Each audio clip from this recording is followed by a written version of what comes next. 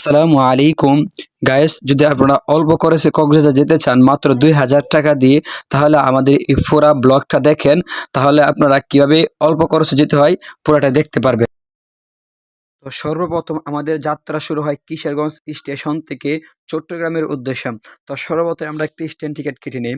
তারপর আমাদের যাত্রা শুরু হয় চট্টগ্রামের উদ্দেশ্য। যেহেতু আমাদের বাজেট কম, মাত্র 2000 টাকা, তার জন্য আমরা ট্রেনের মধ্যে দাঁড়িয়ে এবং কষ্ট করে যেতে হবে, যেহেতু আমাদের বাজেট কম। এই কথাটা আমার মাথায় এবং আমাদের মনে রাখতে হবে।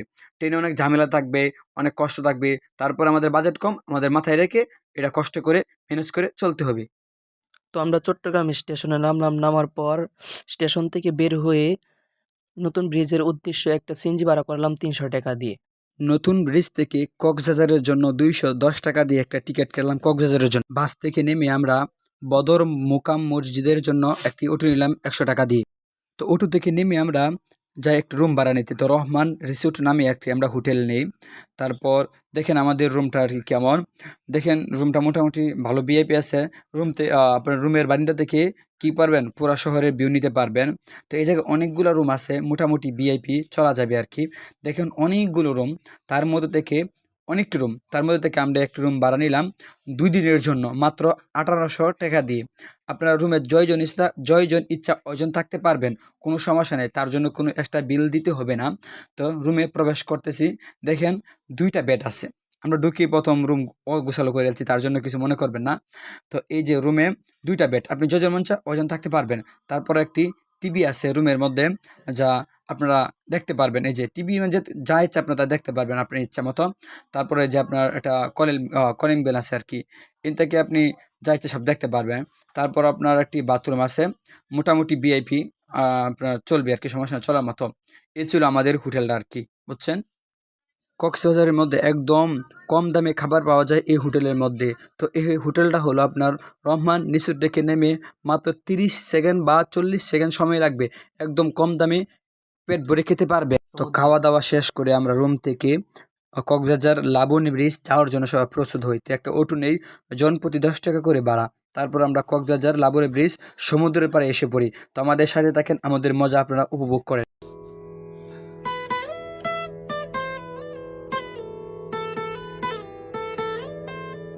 সাগরের পাড়ে এসে সবাই বাচ্চাদের মতো হয়ে যায়।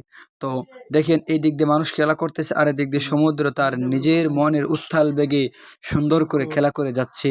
মানুষ যেরকম করে তার মনের সুখে খেলা করে যায়।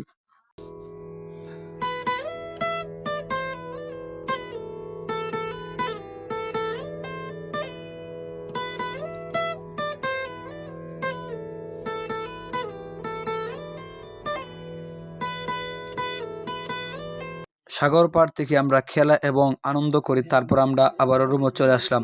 আবার রুম থেকে ফ্রেশ হয়ে দুপুরে খাবার খাওয়ার জন্য চলে গেলাম। দুপুরে খাবার খেয়ে আবার রুমে গিয়ে আপনার রেডি হয়ে তারপর আমরা হিমচুরি যাওয়ার জন্য প্রস্তুত হয়ে যাই। তো আপনারা দেখেন হিমচুরি এতটাই সুন্দর, এক পাশে পাহাড়, আরেক পাশে আপনার সমুদ্র। আসলে এত সুন্দর বলার মতো না, আপনারা যদি বাস্তবে যান তাহলে বুঝতে পারবেন এতটাই সুন্দর। তো পাহাড়ের উপর থেকে আপনারা আমাদের সাথেই থাকেন, সমুদ্রের ভিউগুলা দেখতে থাকেন।